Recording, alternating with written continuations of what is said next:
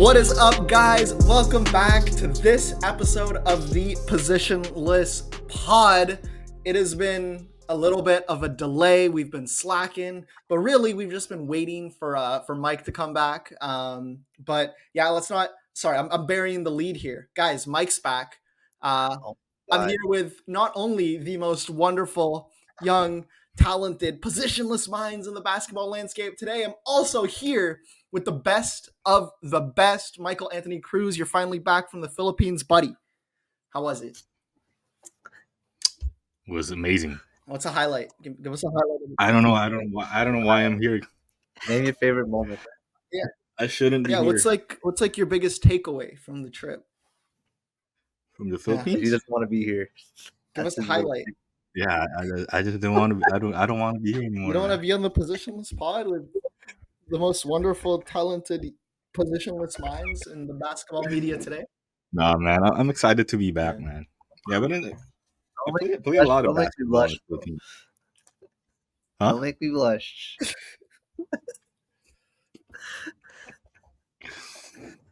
We're so good having you. I mean, yeah, it was good. It was good to be back home.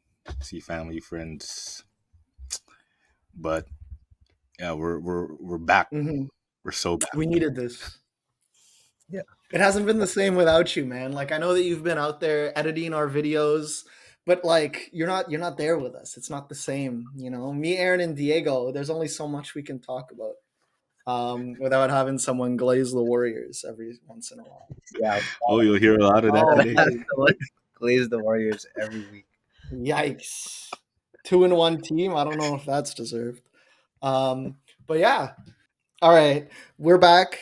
Whole squad is back together, and the season has finally begun. It's actually been such a heater to start the year. I couldn't dream up like a better first week of NBA basketball. Every single game has felt kind of tight. Storylines have just been popping out everywhere. Like the highlights have been nuts. I remember that first night. I think it was Wednesday night, not opening night, but the night after. The amount of highlights that we got was just unbelievable. From like Malik Monk absolutely posterizing a dude to like Wembanyama just absolutely showing out. Like, I don't know. It's been such a good first week of basketball. Yeah, I'm so glad NBA basketball is back. Like, Yeah. This is preseason was all right. Now the regular season is just different. It's incredible. It feels right. It feels it's literally straight from opening night with Warriors Suns. Yeah, incredible. Like, that was nuts. What a game! What a game!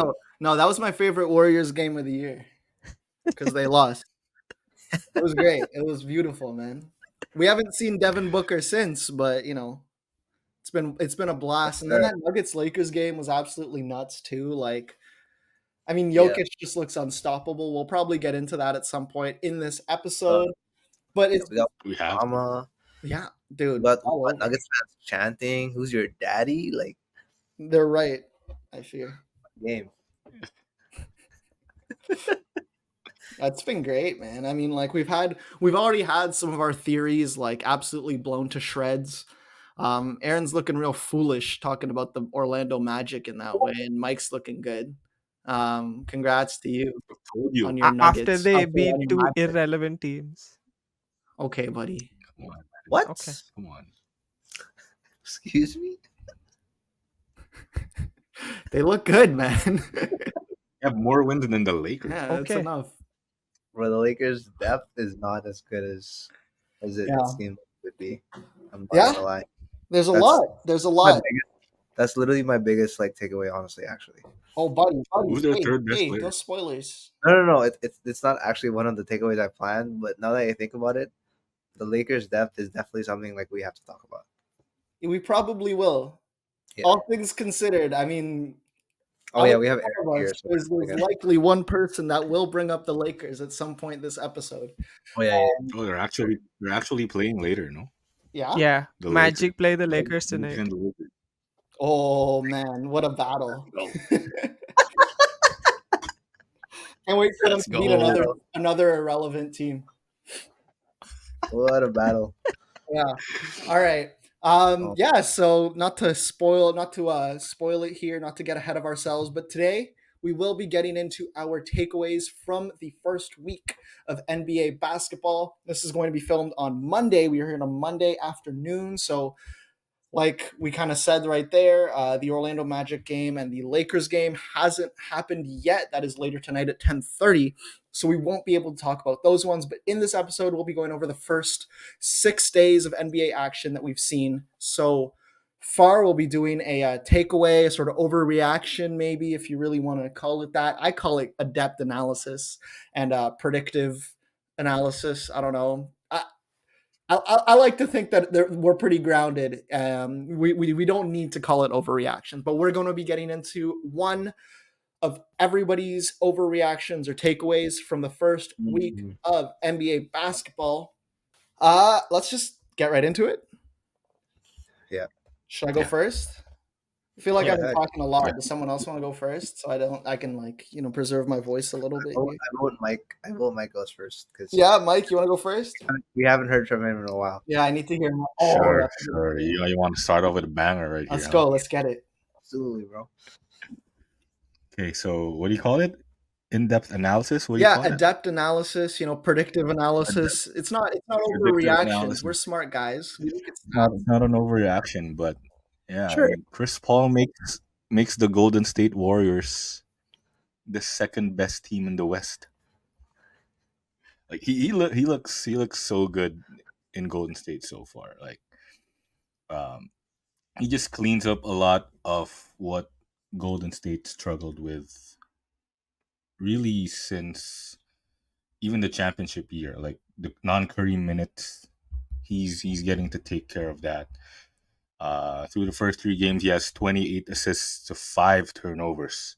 So turnovers have always been a problem for the Warriors ever since. Um, Last night, the Warriors were plus 22 with him on the floor. He made he came off the bench for the first time his entire career and produced those kind of numbers.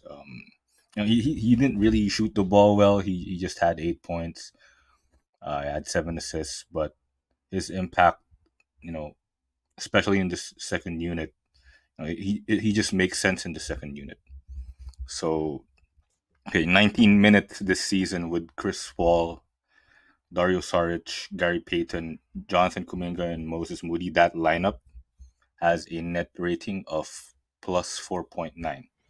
That's more than you can ask for with those non-Curry minutes. I mean, even Clay or Andrew Wiggins isn't even on that lineup. So he just makes everyone better. He's making even Clay play better. So I saw this stat a while ago that off a Chris Paul pass, Clay Thompson is 10 of 16 from the field, 4 of 7 from three. Without a Chris Paul pass, Mm. 3 of 14. So yeah, I mean the impact has been real for Chris Paul. No, you're right. You're right. It's a great fit. It's a great fit. Honestly, they are better off with Chris Paul than Jordan Poole. Like way better off. Like I feel like the Warriors just need, as you said, like last season, they had a lot of problems with turnovers. Now they have a guy who is one of the best ever at taking care of the ball. Having a mature, poised veteran and leader in Chris Paul, being a part of this already high IQ Warriors team that always makes great plays, good offensively, good defensively. It's a perfect fit. It's a perfect fit. Yeah, Yeah, I go mean, ahead. Go ahead. you No, go. you go. Yeah, I'm just saying like him, especially alongside Dario Saric, is huge for this team. Like they've already had experience playing together in Phoenix, and you know, just in that second unit, he can do a lot with the personnel he has there. Gary Payton's a great cutter. You can find him on cuts to the basket. Jonathan Kuminga obviously can cut as well and um, finish around the basket. Moses Moody's improved his spot up shooting. Sarge is the perfect pick and pop partner. So there's a lot you can do in that lineup. Yeah. And then like you're getting the solid like defensive like workhorse and Gary Payton. That dude's been absolutely disgusting so far. What, he had like 16, 17 points last night. 3 Mm. steals. He's been monstrous. Like the Warriors second unit is starting to develop and like starting to turn into like a legit defensive powerhouse. And that's not at all what I expected. I didn't expect them to take leaps in that sort of way. So like the Warriors do look really good with Chris Paul. I do have to agree with you. I don't think that it's like making them the second best team in the West, but I think that as each game has gone on with Chris Paul in the lineup, I think that it's made more and more sense. The first game against the Suns, like I liked the fit in very specific scenarios. I liked that he was being used as a connective passer a lot more. Like he wasn't really getting like this, he wasn't scoring the way that we really expected him to. Like obviously he was 0 for 6 from deep, he was 4 of 15 from the field, and it just didn't make sense as him as having him like as a scoring option within the Warriors offense. But having someone that can just make that extra pass, that can find like the cutter, that can find someone in the pick and roll, it was super solid. He's 0 for what, 11 from 3-point range so far, and really, I think that first game was the outlier where he was 0 for 6. And I think that since then he's reeled it in. You know, he realized that he's not one of those guys. He's not Steph. He's not Clay. He's not one of the Splash Brothers. He's someone that can operate as someone that can score in the mid range, someone that can get to the line every once in a while, and someone that can just make that extra pass to get someone open. And I think that that's been really steady for them so far. And yeah, like you're right. It's just they're going from the team that had the most turnovers last year with like 16.7 a game into like a totally middle of the road team, right? They're only turning it over about 14 times a game so far. So I think that, yeah, like the Warriors do look legit. I do like the Chris Paul fit off the bench. I like him leading the second unit, and I still like his fit with Curry. I think that when they brought him in, I always liked the idea of him playing alongside Curry, because it just means that Steph doesn't have to have the ball in his hands that much more, right? He can allow Chris Paul to get to find him on open cuts that much more. And we know Yeah, and I like your point about playing with Steph, because I feel like him alongside Steph gives Curry a more stable playmaker. Draymond's a little bit kind of erratic as well, as a playmaker. He's not really a point guard. Obviously, Chris Paul is one of the best to do it. So I think he helps Curry as well as Clay a lot. Yeah. And like, yeah, I mean, also in the first game, another issue I kind of saw with Paul, like not just the shooting, like, yeah, he was a good connective passer. Like I said, he was moving the ball pretty well, but he slowed down the offense in a way that I kind of don't expect from the Warriors that much. Like, this is a guy who's used to having the ball in his hands, operating as a floor general, moving people around on plays, on sets. And he was doing a lot of that. And that's not really how the Warriors offense operates too much. In last night's game against Houston, there's this one turnover, and I know I'm nitpicking here, right? But I feel like I have to. There's one possession against Houston where he's at the top of the arc, he dribbles into like the top of the key and just loses the ball to Jayshawn Tate. And I'm like, that's not a play that you ever really see from the Warriors, right? Like someone actually taking it from the top of the arc and like moving in and trying to attack a defender, like putting their body into them. Like that's not really something that you see from the Warriors too often. Usually they'll move around, they'll move the ball around and find an open look. But instead, like we saw Chris Paul in the game that he's used to playing in just like dribbling the ball up and trying to make a shot for himself. And that's just not really what I expected. Or like it's not really how the Warriors offense operates, I guess. But I mean, like if you're introducing new sets and like new play types and like an ability to, I don't know, score from the mid range the way that Chris Paul can into their scheme, I think that like that's fine. Like you take a possession, like a turnover every once in a while, and they're still reducing the amount of turnovers. So I don't know, like I'm nitpicking, but the fit is really clean so far. The Warriors do look like a threat. That game against Sacramento was just vicious. I thought that Sacramento was going to be in it, but then Steph just went nuclear. Same thing against Houston, right? Like it was close up until the third, and then up until the fourth, and then Steph Curry just turned on. And like they're scary again, man. Yeah, so when I talked about the Warriors in my preseason predictions, I I did say that this feels like a very seamless fit, and that's how it's looked so far, despite like the threes not falling.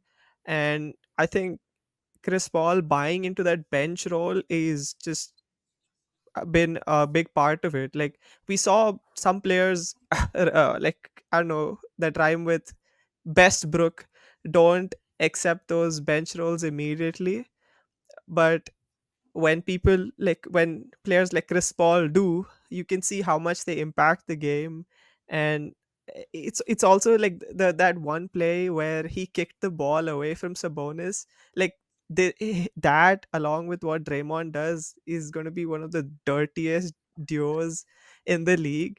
But I think it's going to be it's going to be super entertaining when like my a team I want to watch is not involved, because as a neutral, like that's hilarious. And so I, this is going to be fun to watch as long as he It doesn't get feels good injured. seeing that. It feels so good seeing that from my side right now.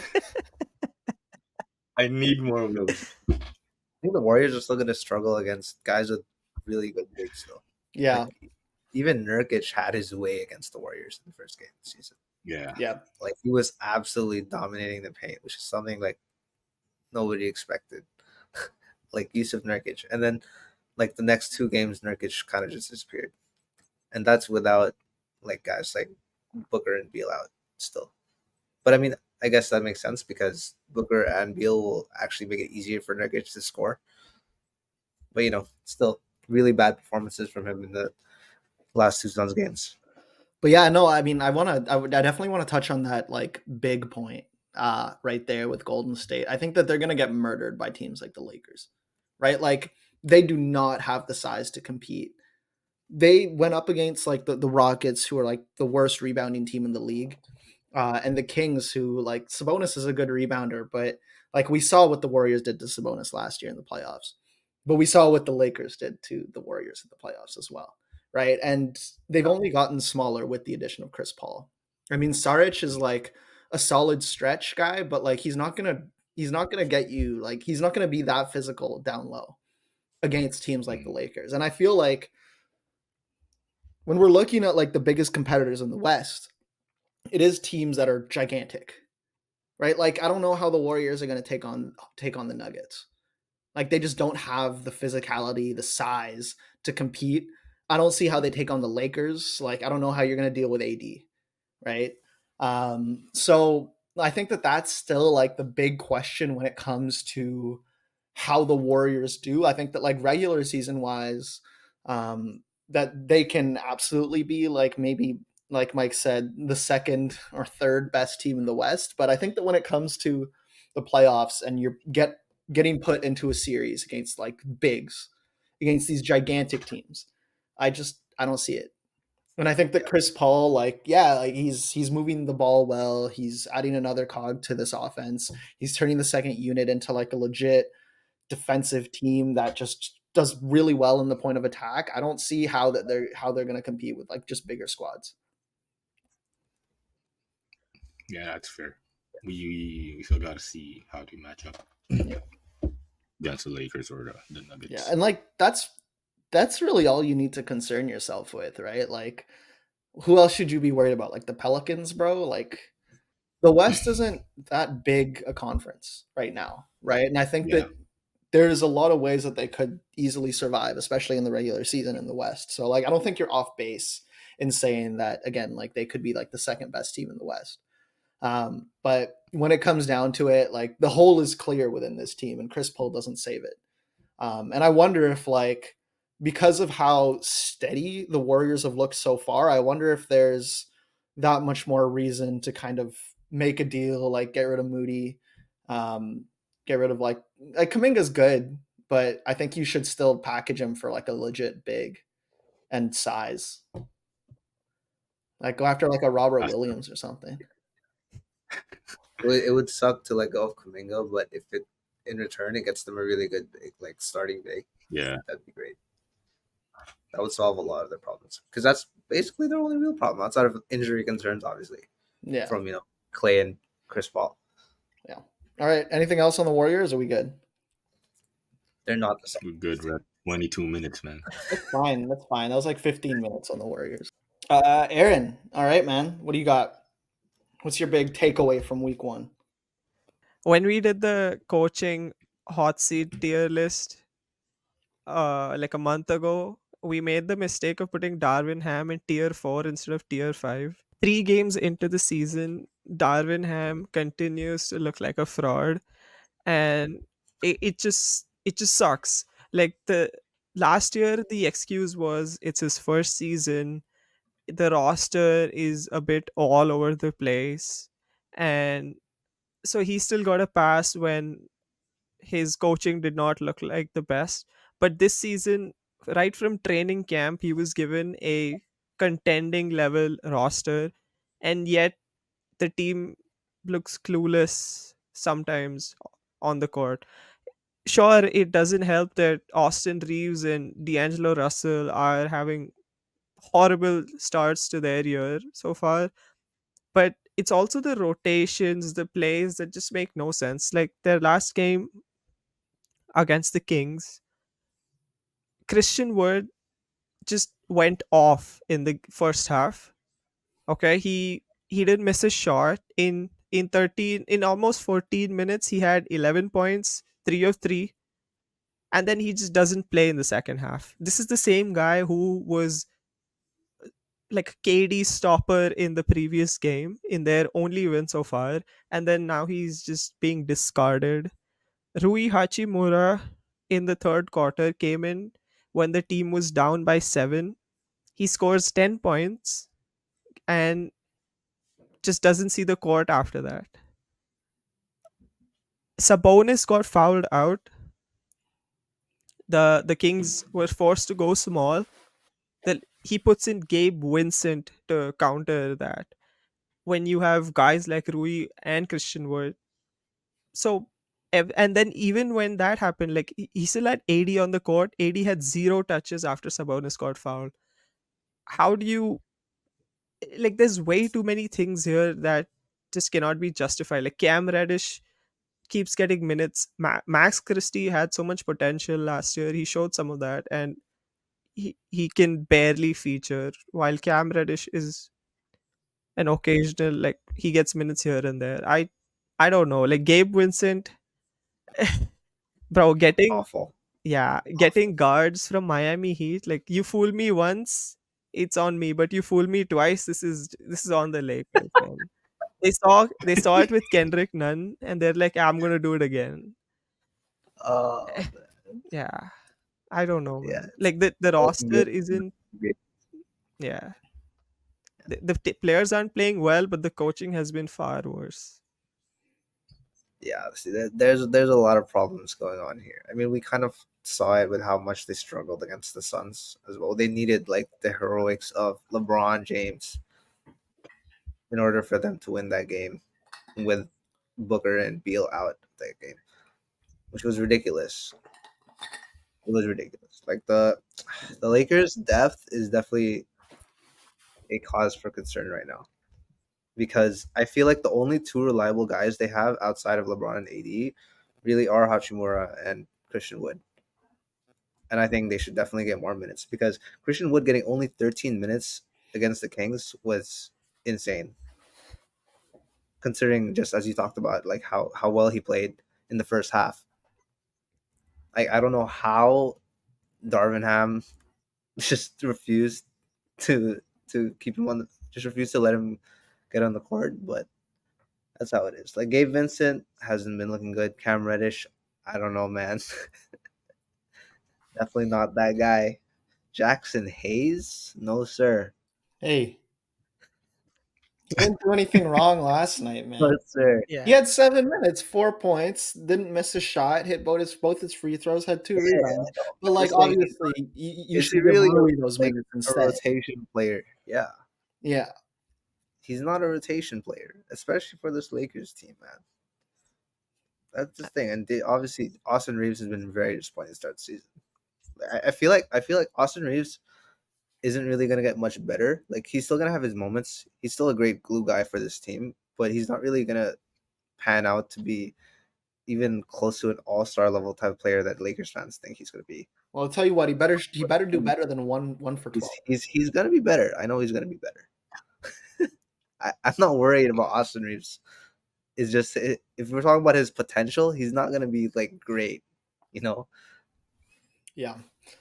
I didn't like the way he was used against Sacramento anyways. I think that like the Lakers just kind of got caught up in the fact that the Kings have, I mean, historically last year, the best offense we've ever seen.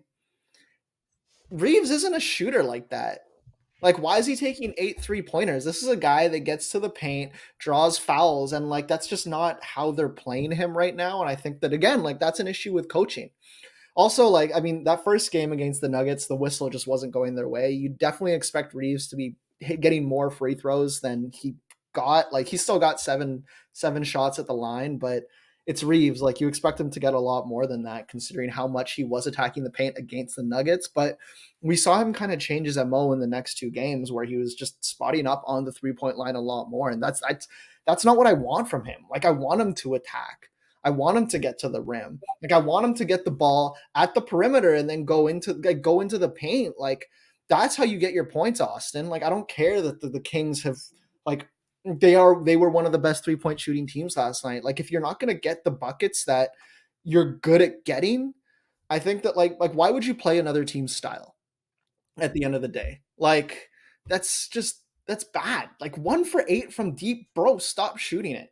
But yeah, like you're right. Hachimura and Christian Wood were incredible last night. And the fact that they got 17 and 13 minutes respectively is just I can't comprehend it.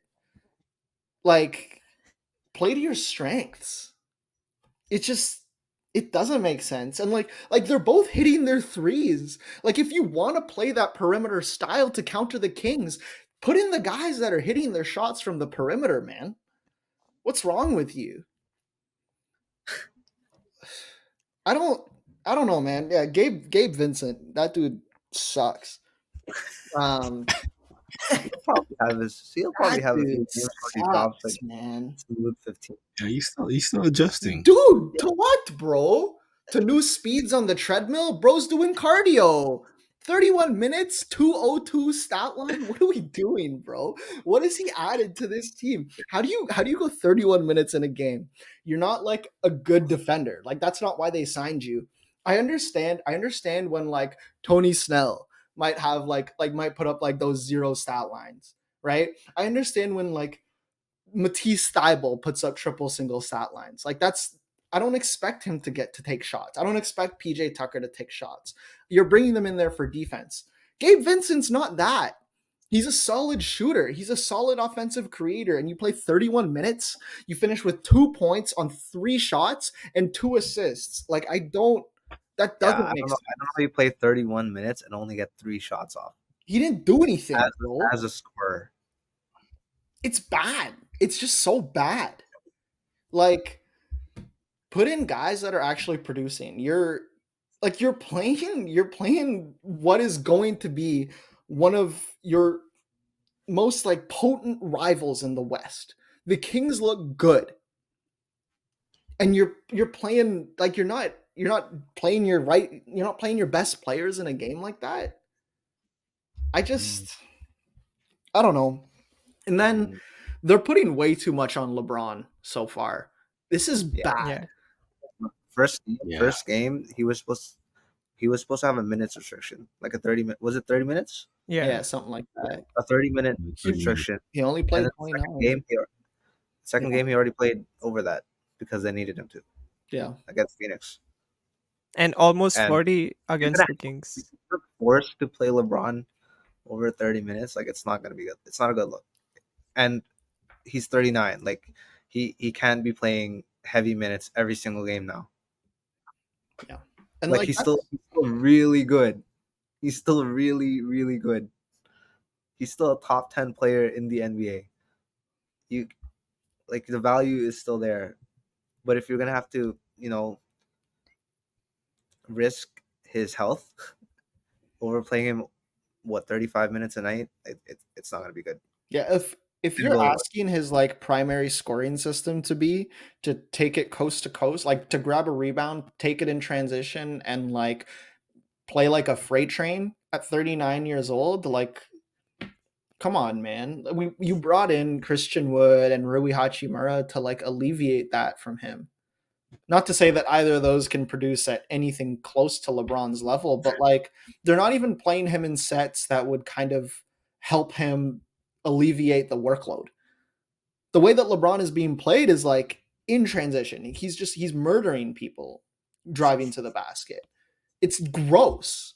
It's like I can't comprehend how he's still doing that, but like that's not how he should be playing right now. Like you've got guys that can just alleviate that for him, that can cut well. You've got guys that are actually hitting their threes, but you're not playing them. Like it just, I don't know, man. It's really frustrating. And yeah, like Darvin Ham should be on the hot seat. Like, dude, you have to figure that out. Yeah. You guys think he'll Don't you guys think like don't you guys think like Vando's absence is a big part of why they're struggling, especially defensively? Because I feel like that's what they're missing right now, like a really good point of attack defender. And other than AD, like who's really scaring other teams? Gabe Vincent. Yeah, supposed to be?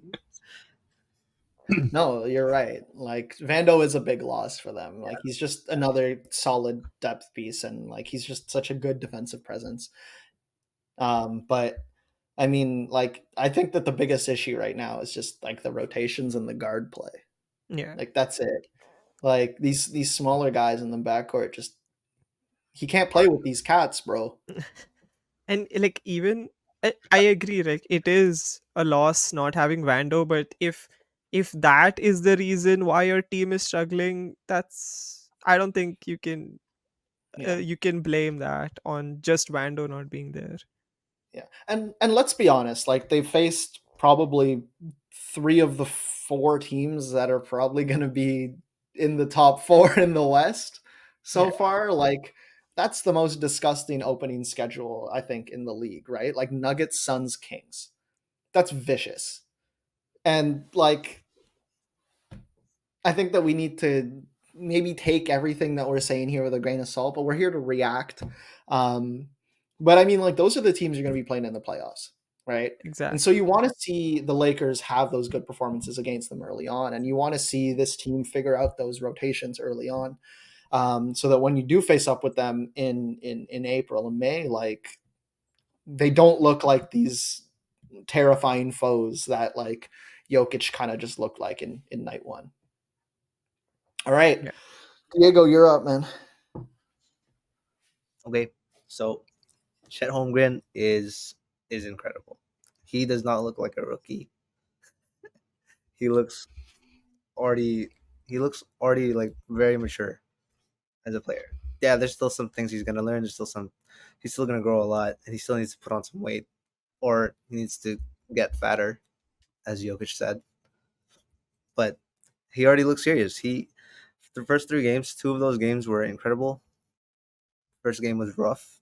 It wasn't even that rough actually. It was still solid. It was okay, and the Thunder still won. But Chet Holmgren even had a game with 7 blocks. Are you serious? That was the I think that was the franchise record for a rookie. I think he beat Ibaka's record. Don't quote me on that, but yeah. Yeah, no, Chet's been great. He's averaging 15 right now. 7 boards and 2.3 blocks. That's super impressive. I think he's gonna run away with Rookie of the Year. Obviously, Wembanyama also looks amazing, but I think Chet's got this one in the bag. Calling it really early right now. Yeah, calling it really, really early. Relax. Run Got it away in with the it. bag? Okay. Okay. You know what? We're not going to talk about Wemby other than this section here, but what are you talking about, bro? Shut up, bro. Let me What are cook. Run away you with talking about, bro? it. What? What do you mean he's running away with it, bro? He had a 1-7 block game. Let me know when bro can rebound. Bro, even in yesterday's ugly loss against Denver, he like in the first half when he was actually playing heavy minutes, because obviously in the second half he didn't play as much. When he was playing heavy minutes, he was going shot for shot with Jokic. He wasn't afraid to take those shots, and he was hitting them. I think that's what impressed me the most. Like that on a night where Shea was struggling offensively, like where he ended with what 7 points. Giddy had 9 points. J-Dub was okay. Dort was also okay, but Chet was the best player of the night against the reigning champions. I think it just speaks volumes as to like how comfortable Chet looks on the court and how confident he is when he takes those shots. Yeah, no doubt. Like Chet's looked great. I think that he's fit really well into OKC, and I think that he's exactly the player that they needed him to be. And yeah, like he does need to bulk up, right? Like you're not gonna beat the Nuggets if you're only gonna grab like what? If you're only gonna grab 4 boards on the night, like you're not beating the Nuggets ever. Yeah.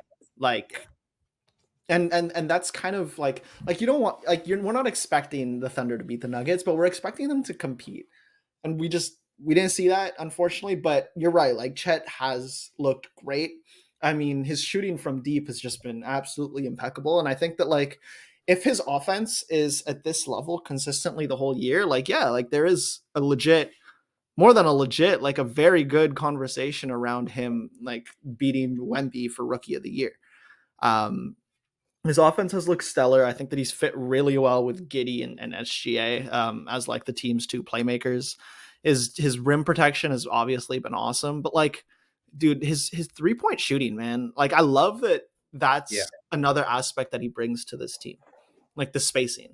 What he's hitting 54% from deep right now on like a pretty decent amount of attempts on what like 1 second on 3.7 a game, 3.7. right? Yeah. Yeah, that's Yeah. more than good enough. Like that's all you're really looking for. And he also hit a huge 3-pointer against the Cavs Mhm. when they were down 3 to tie the game. Yeah. Took that shot with all the confidence in the world, and he hit it. Clutch player of the year. Big time. Big time. But no, I love what I'm seeing from Chet. Yeah. It's crazy how comfortable he just looks on the court. Yeah. Whereas obviously Wemby's so talented. Like I get that. But like he's struggling more with like he's getting more rookie mistakes basically. Yeah, I mean he's on a rookie team. Yeah. Yeah. maybe I just if think Calvin Johnson wasn't so I think horrendous. Chet's benefited from already being around like A the swab NBA wizard. being around the NBA trainers for a year. Yeah, no, he's definitely benefited from being around the trainer. Seeing the game. 100%. Yeah. And yeah, like I agree. Like he looks super comfortable on the court, especially on offense. I hope he looks as comfortable in the weight room because he definitely needs to hit that. Yeah, there's no way they're surviving with how he's looked on the glass. Like they need a solid big with him. He's an amazing help defender. He's great. He he has shown like he can be a solid rim protector too, but I don't think they're putting him in the best position if they expect him to be the sole big, like with the Jalen Williams or whatever. He can't be the sole big. Yeah. No. He absolutely cannot be. Yeah, We he literally might be able to thrive more play if against the he's. Nuggets. What? Jokic absolutely cooked them. Yeah. They need the real big. I feel like he could even thrive more if he's in the same position as Wemby in terms of having another big Yeah. beside him. Like if he's playing power forward, put him alongside another Yo, center. honestly, you're right. I think You Chet inside before would instead definitely of him. be where he would have his strengths highlighted. Yeah, let him like rotate around Yeah. like Yeah. inside the arc instead of just like spotting up at the paint, because you're right, like Yeah. he's a much better help defender. Right? Like that 7 block game, like obviously it's an outlier, but it's just like what he can do. He is that good a shot blocker. His timing is impeccable, but he just works so much better as a help defender. So like I mean, I think that they absolutely should be looking at like grabbing someone like Robert Williams. I know his name is being floated a lot, but with good reason. He's a great defender, great rebounder, and someone like that would be a huge add for this team. Um, yeah, like there's moves that OKC can do to like put Chet in an even better position, because so Yeah. far like it's been a great fit. I'm really happy with how this team's fitting in, and like I don't think that loss to the Thunder is indicative of who the Thunder are as a whole. Like that's It's just who the Nuggets Nuggets. are. It's the Nuggets, man. Like Yeah, I was hopeful that they would maybe squeak out a win, but realistically, I knew it wasn't happening. yeah, they got humbled, bro. Yeah, Like that was nasty. I got humbled. Yeah, I couldn't finish that game. it was rough, man. That No, might have been like the worst game I've ever seen Shea play. yeah, But again, like that, it's an exception. It's the worst I've seen him do. Right? He's not going to play like that again. Yeah. hope So not. no, he won't. Yeah. He's fine. They're okay.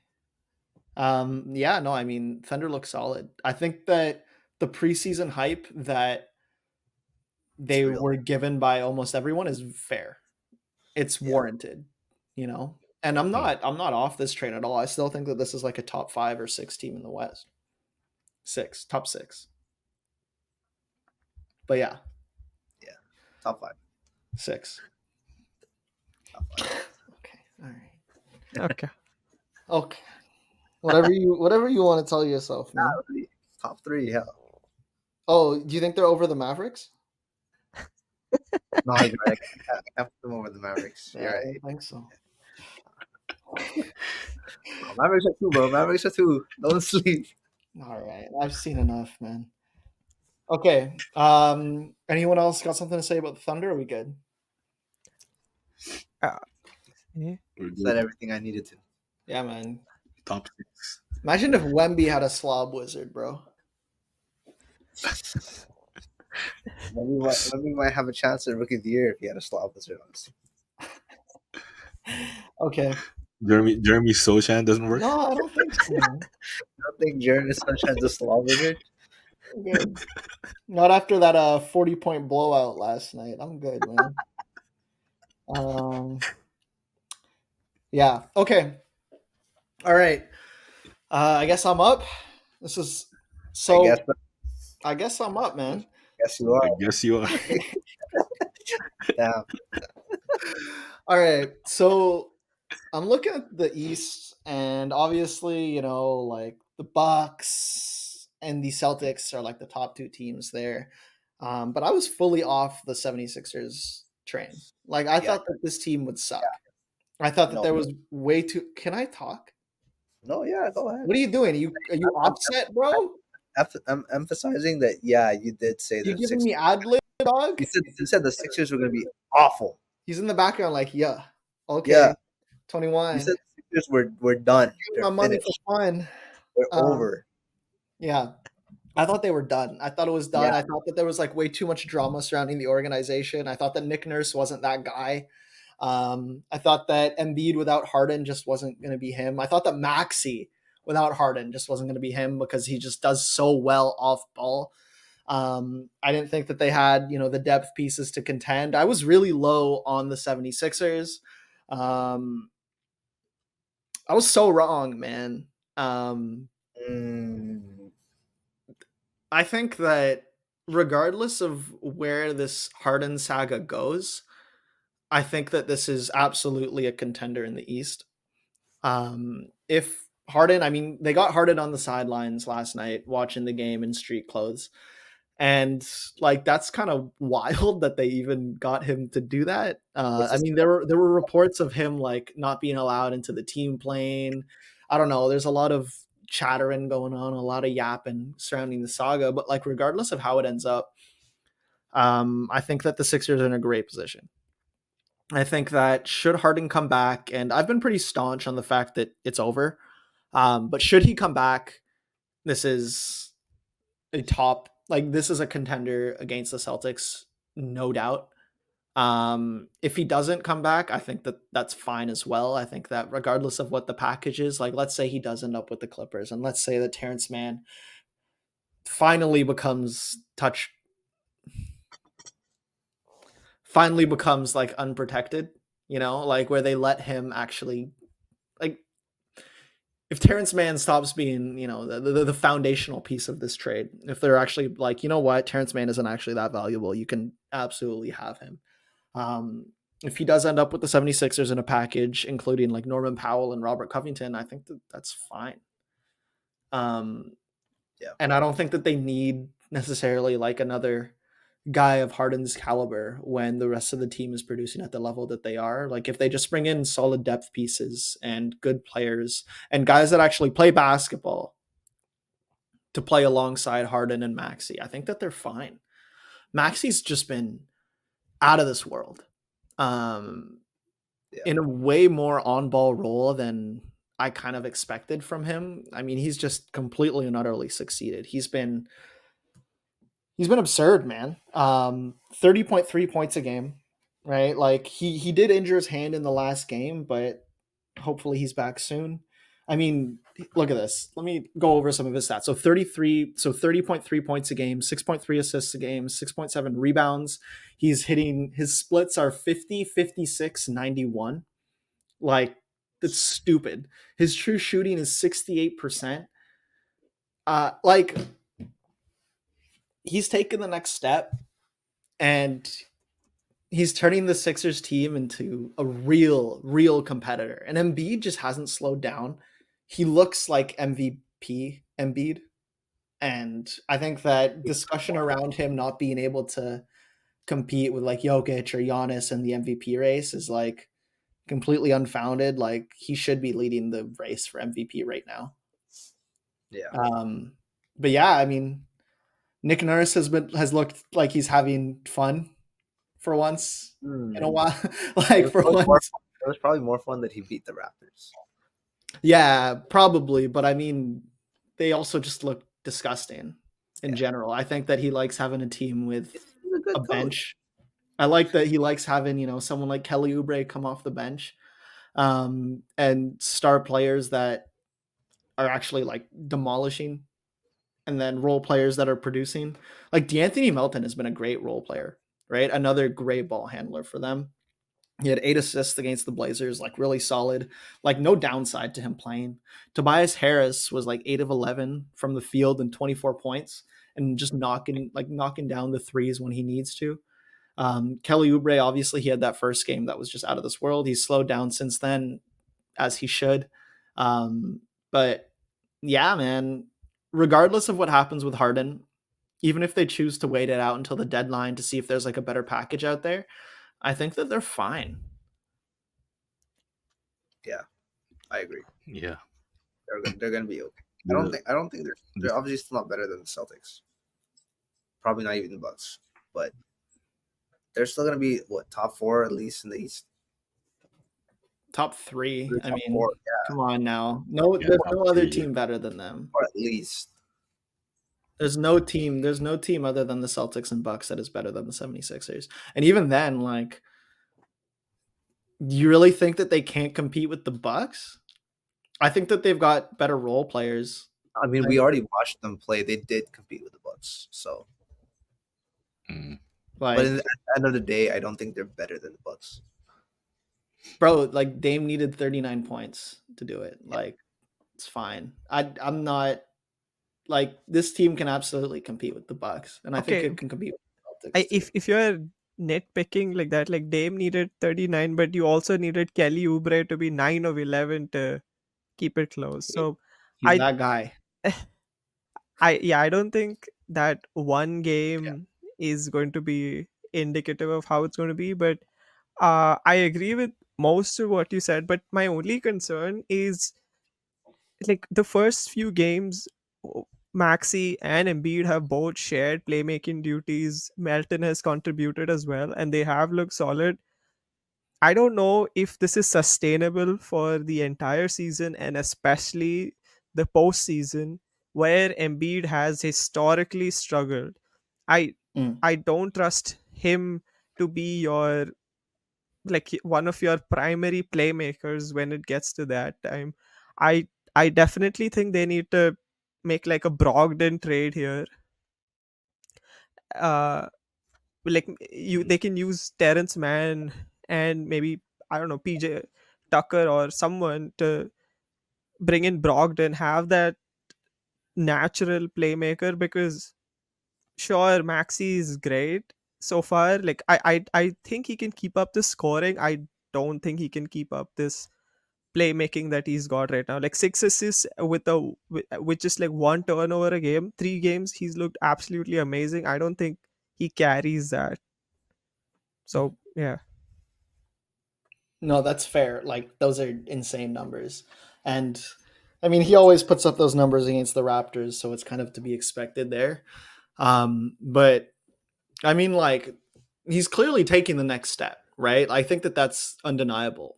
Yeah. And like maybe it's not sustainable, but I mean, I don't think that we've really seen what Maxi can be in this offense now that he's here, right? Like, I mean, he was playing behind Harden for those 1.5 years, so we never really got to see him work on ball that much, and that's where like I grounded a lot of my detractions from. I just thought that because we haven't seen him on ball, because he's found so much success off ball, I just thought that that was basically what he is. But if he can be this type of player, I mean, like a De'Aaron Fox type of speedster that like can dish out the ball pretty well, like that's exactly what they need. But we have kind of seen Tyrese Maxey off ball and succeed. I mean, on ball and succeed. Yeah. Even Not to like this Like level. when even with Simmons being out for a lot of games, and even every now and then when Harden would miss games, we've seen Tyrese succeed on ball. We've seen a lot of flashes of basically what we've been seeing in the past 3 games. So Once that's why Harden joined the team, like it was clear. Like his splits, I don't have the numbers in front of me, but the splits just weren't there for him. Right. And like that's what I'm gonna ground them off of, not like the production that he had pre-Harden. And like I'm I mean glad that he's getting back. the splits were there before. Hmm? but it was still there. Like I flashes were mean, there. he was the main on ball guy during the 2021-22 season, right before Harden Yeah. came, and the splits were pretty solid. Yeah. It's 48.5, 42.7, and 86.6. So now that he's producing, I think he's more than capable of keeping it within that ballpark. But I think the thing that's grown for him is his ability to get to the line. Because he's averaging nearly 8 attempts per game from the foul line, and shooting over 90%. So I think that's really opened up his game a little bit more. But yeah, I mean, I kind of agree with Aaron as well. Like, I feel like you still need someone else who can handle the ball alongside him, like a Brogdon type of Mhm. player. Because look, he's averaging nearly what 39 minutes a game, like classic Nick Nurse. Just well, it's the third game of the season. If he's gonna play 39 minutes for the rest of the year, what else does he have left during the playoffs when they need him most? So I feel like they still need someone to alleviate that ball handling duties, shot creating duties Yeah. for him, because I feel like he can still thrive as an off ball guy from time to time, because you need that variety, especially in the playoffs. Yeah. Yeah.